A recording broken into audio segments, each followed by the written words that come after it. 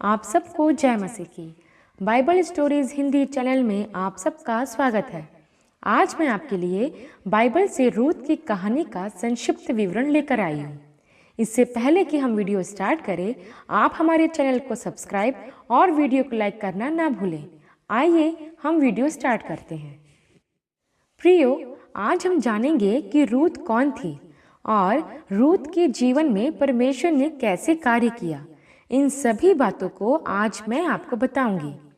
Ruth के बारे में सीखने से पहले हम इज़राइल के एक परिवार के बारे में सीखेंगे, जिस परिवार में रूथ की शादी हुई थी। यहूदा के बैतलहम नाम के एक जगह में एक परिवार रहता था। उस परिवार में एक पति और उसकी पत्नी और उनके 2 बच्चे रहा करते थे। पति का नाम एलीमेलेक और पत्नी का नाम नाओमी था और दोनों बेटों का नाम महलोन और किलियोन था। ये लोग बैतलहम में रहा करते थे। तब कुछ समय बाद बैतलहम में बहुत बड़ा अकाल आया। अब अकाल होने के कारण खाने पीने में कमी घटी हुई। तब नाओमी, उसका पति और उसके दोनों बच्चे बैतलहम को छोड़ एक दूसरे नगर में गए जिसका नाम मोआब था। कुछ समय के पश्चात नाओमी का पति एलीमेलेक मर गया और नाओमी अपने दोनों बेटों के साथ अकेली रह गई। वहां रहते हुए नाओमी के बेटों ने मोआब देश की स्त्रियों से विवाह कर लिया, जिनका नाम ओरपा और रूथ था। उनके वहां रहते हुए 10 वर्ष हो चुके थे, लेकिन उन 10 वर्षों के अंदर ही नाओमी के दोनों बेटे महलोन और किलियोन मर गए। फिर नाओमी अपनी बहुओं के साथ अकेली रह गई। तब एक दिन नाओमी को यह पता चला कि यहोवा ने बैतलहम वासियों की सुधि ली है, और तब नाओमी ने यह सोचकर कि अब मेरा यहाँ कुछ नहीं है, उसने अपने देश लौट जाने का निश्चय किया। तब नाओमी अपनी दोनों बहुओं को लेकर अपने देश वापस जाने को निकल पड़ी। जब वह रास्ते ही में थी, तब उसने अपनी दोनों बहुओं से कहा कि तुम दोनों अपने अपने पिता के घर वापस चले जाओ, क्योंकि नाओमी अपनी दोनों बहुओं से प्रेम करती थी और वह नहीं चाहती थी कि उसकी बहुएं जीवन भर बिना पति के रहे। नाओमी ने कहा, लौट कर चली जाओ, क्योंकि मैं बूढ़ी हो चुकी हूँ और न मेरा पति है कि मैं तुम्हारे लिए बच्चे पैदा करूँ, तो तुम मुझे छोड़कर अपने देश में अपने कुटुंबियों के बीच लौट जाओ। यहोवा की आशीष तुम पर बनी रहेगी। तब ओरपा ने अपनी सास की बात मान ली और वह नाओमी को चूमकर उससे अलग हो गई। लेकिन हम देखते हैं कि रूथ ने नाओमी को नहीं छोड़ा। नाओमी ने रूथ से कहा कि देख, ओरपा तो चली गई है, इसलिए तू भी अपनी जिठानी के पीछे लौट जा। परंतु रूथ ने नाओमी को उत्तर दिया कि तू मुझसे यह ना कह कि मुझे छोड़कर चली जा, क्योंकि जहाँ तू जाएगी वहाँ मैं भी जाऊँगी, और जहाँ तू रहेगी वहाँ मैं भी रहूँगी, और जो तेरा परमेश्वर होगा वह मेरा भी परमेश्वर होगा।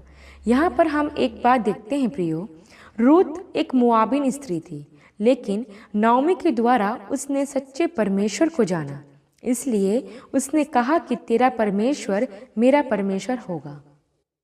प्रियो, हमें भी अपने जीवन के द्वारा सच्चे परमेश्वर के बारे में अपने कुटुंबियों, रिश्तेदारों और अपने जान पहचान वालों को बताना है, ताकि वह भी प्रभु को जाने और उद्धार पाए। इसके बाद हम देखते हैं कि नाओमी और रूथ बैतलहम आ गए, लेकिन नाओमी के पास घर चलाने के लिए कुछ भी नहीं था। रूथ ने नाओमी से कहा कि मुझे खेत में जाने दे कि मैं अपने लिए कुछ भोजन वस्तु एकत्रित कर सकूं। नाओमी ने उसे जाने दिया। तब रूथ एक खेत में सीला बीनने के लिए पहुंची, और वह जिस खेत में बीन रही थी वह खेत नाओमी के कुटुंबी बोअज का था। जब बोअज खेत में आया तो वह रूथ को देखकर अपने सेवकों से पूछने लगा, यह स्त्री कौन है? उसके सेवकों ने बताया, यह वह मोआबिन स्त्री है जो नाओमी के साथ आई है। तब बोअज ने रूथ से कहा कि किसी दूसरे खेत में ना जाना, इसी खेत में गेहूं बटोरना। मैंने अपने जवानों को आज्ञा दी है कि वह तुझे तंग नहीं करेंगे। जब तुझे प्यास लगे तब यहीं का पानी पीना। इन सब बातों के कारण रूत ने बोअज से पूछा कि तूने मुझ पर इतनी दया क्यों की। तब बोअज ने कहा कि मुझे पता चला है कि तूने अपने पति की मृत्यु के बाद भी अपनी सास को नहीं छोड़ा। तू उन लोगों के बीच में आई जिन्हें तू बिल्कुल नहीं जानती थी। यहोवा तुझे इसका पूरा पूरा प्रतिफल देगा। रूत ने यहाँ उसका धन्यवाद दिया। प्रियो, यहाँ पर हम एक बात को ध्यान दें कि प्रभु उन लोगों के ऊपर अपनी दया और करुणा को बनाए रखता है जो उसके प्रति पूरे समर्पित होते हैं, साथ ही जो विश्वास योग्यता के साथ उसके पीछे चलते हैं। वह उनकी हर कमी घटी को पूरा भी करता है। आगे हम देखते हैं प्रियो, बोअज ने उसे खाने के लिए बुलाया और अपने सेवकों से कहा कि इसे फूलों के बीच बीच में भी बिनने दो और कुछ और भी वहां गिरा दो और उस पर कोई दोष ना लगाओ। इसके बाद रूत ने जो भी बिना उससे वह अपनी सास के पास ले गई। फिर नाओमी ने पूछा कि आज तूने कहाँ काम किया जो यह दया तुझ पर हुई। तब रूत ने बताया कि वह बोअज के खेत में काम करती है। तब नाओमी ने कहा, वह तो हमारा कुटुंबी है तथा उसे हमारी भूमि को छुड़ाने का भी अधिकार है। तब नाओमी ने रूत को कहा कि यह अच्छा है, तू उसी खेत में जाया कर। और रूत अंत तक गेहूं बीनने बोअज के खेत में ही जाती रही। यहाँ हमें यह बात सीखने को मिलता है कि हमें हमेशा परमेश्वर के पीछे ही चलना चाहिए, कभी भी इधर उधर भटकना नहीं चाहिए, वरन अंत तक विश्वास धरना चाहिए। तब परमेश्वर का अनुग्रह हम पर सदा के लिए बना रहता है। इसके बाद प्रियो, नाओमी ने रूत से कहा कि मैं तेरे लिए कोई उत्तम मार्ग ढूंढती हूँ कि तेरा भला हो। उसने रूत से कहा कि जब रात को बोअज खलियान में जौ बीनने के लिए जाए तो तू वहां स्नान कर, तेल लगाकर, अच्छे वस्त्र पहनकर वहां जाना, और जब वह खा पी चुके तो अपने आप को उस पर प्रकट करना। रूत ने वैसा ही किया जैसा उसकी सास ने कहा। वह वहां गई और उसके पांव के पास चुपचाप लेट गई। जब आधी रात हुई तब बोअज ने उसे देखा। वह पूछा कि तू कौन है? तब रूत ने कहा कि मैं तेरी दासी रूत हूँ। तो अपनी दासी को अपनी चादर उड़ा, क्योंकि तू ही हमारा भूमि छुड़ाने वाला कुटुंबी है। यहाँ हम देखते हैं प्रियो कि किस तरह नाओमी ने रूत को उत्तम मार्ग दिखाया और रूत पर दया की। वैसे ही परमेश्वर हम पर भी दया करता है जब हम उसके सच्चे मार्ग पर चलते हैं, उसके बताए गए वचनों में चलते हैं। आगे देखते हैं प्रियो कि बोअज ने रूत से कहा कि मैं तेरा छुटकारा अवश्य करूंगा, क्योंकि तूने अपनी प्रीति पहले से अधिक दिखाई है। तू किसी अन्य धनी व्यक्ति के पास नहीं गई, वरन मेरे पास आई है। मत डर, जो कुछ तू कहेगी मैं तेरे लिए करूंगा, क्योंकि तू एक भली स्त्री है। तब बोअज ने उससे कहा कि मुझसे पहले एक और है जिसे तेरी भूमि छुड़ाने का अधिकार है। यदि वह तेरी उस भूमि को छुड़ाना ना चाहे तो मैं शपथ खा के कहता हूँ कि मैं तेरी वह भूमि छुड़ाऊंगा।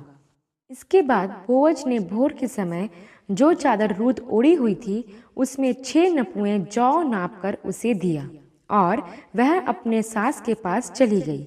जब उसकी सास ने उससे पूछा कि हे बेटी क्या हुआ, तब रूत ने कहा कि बोअज ने मुझे यह 6 नपुए जौ अपने साथ ले जाने के लिए कहा और यह शपथ भी खाई कि आज मैं तेरा काम पूरा करके ही रहूंगा।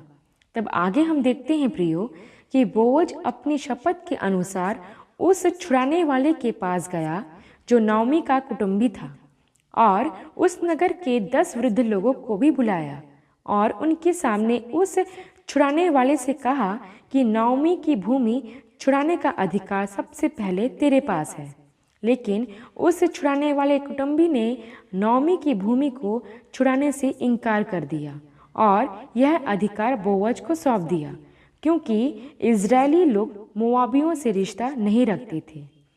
इजराइल में यह प्रथा थी कि अगर कोई अपना छुड़ाने का अधिकार किसी दूसरे को देता था तो उसे अपने पैर की जूती उतारकर उस मनुष्य को देनी होती थी, जिससे उसकी बात सभी जनों के बीच में पक्की हो जाए। तब उस छुड़ाने वाले ने अपनी जूती उतारी और सब लोगों के सामने उसे बोअज को दे दिया। तब बोअज ने कहा कि आज मैं तुम सब लोगों के सामने एलीमेलेक और जो कुछ उसका है उन सब को नाओमी के हाथ से मोल ले लेता हूँ और मोआबिन रूत को भी अपनी पत्नी करने के लिए इस विचार से मोल लेता हूँ कि उसका निज भाग स्थिर करूँ। तब जितने वृद्ध वहां उपस्थित थे उन्होंने बोअज और रूत को आशीर्वाद दिया। तब हम देखते हैं प्रियो कि बोअज ने रूत से विवाह किया और उससे उन्हें एक बेटा उत्पन्न हुआ जिसका नाम नाओमी ने ओबेद रखा, जो यिशै का पिता और दाऊद का दादा हुआ। इस तरह भाइयों बहनों, परमेश्वर ने प्रभु यीशु मसीह के इस संसार में आने का मार्ग को तैयार किया, क्योंकि हम जानते हैं कि प्रभु यीशु मसीह दाऊद के वंश से पैदा हुए। रूत की कहानी से हमें यह शिक्षा मिलती है कि जब हम अपनी कठिनाइयों के बीच में परमेश्वर के साथ खड़े रहते हैं, तब परमेश्वर हमारे जीवन में सोचने से कहीं ज्यादा बढ़कर काम करता है। हमारा परमेश्वर दुख के बदले में कई गुना का सुख देने वाला परमेश्वर है। हम देखते हैं प्रियो कि रूत ने अपनी सास नाओमी को नहीं छोड़ा और उसके प्रति ईमानदार और आज्ञाकारी रही। वैसे ही हमें भी हर परिस्थिति में परमेश्वर को नहीं छोड़ना है और उसके प्रति आज्ञाकारी बने रहना है। उसके साथ ही मैं आपको यह भी बताना चाहती हूँ कि हर एक सास और बहू को नाओमी और रूत के रिश्ते को ध्यान से समझना चाहिए, क्योंकि जो प्रेम और आज्ञाकारिता उनके रिश्ते में थी, आज अगर वही चीज़ें मसीह परिवारों में पाई जाने वाली सास और बहुओं के बीच में हो तो उन परिवारों में सास बहू के बीच में कभी झगड़े ना हो।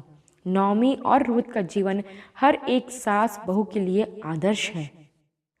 आशा करती हूँ प्रियो कि ये कहानी आपको पसंद आई होगी। ऐसे ही और बाइबल की कहानियों के लिए हमारे चैनल को सब्सक्राइब और वीडियो को लाइक और शेयर करना ना भूलिएगा। अगली वीडियो में एक नई कहानी के साथ हम आपसे फिर मिलेंगे। तब तक के लिए आप सबको जय मसीह की।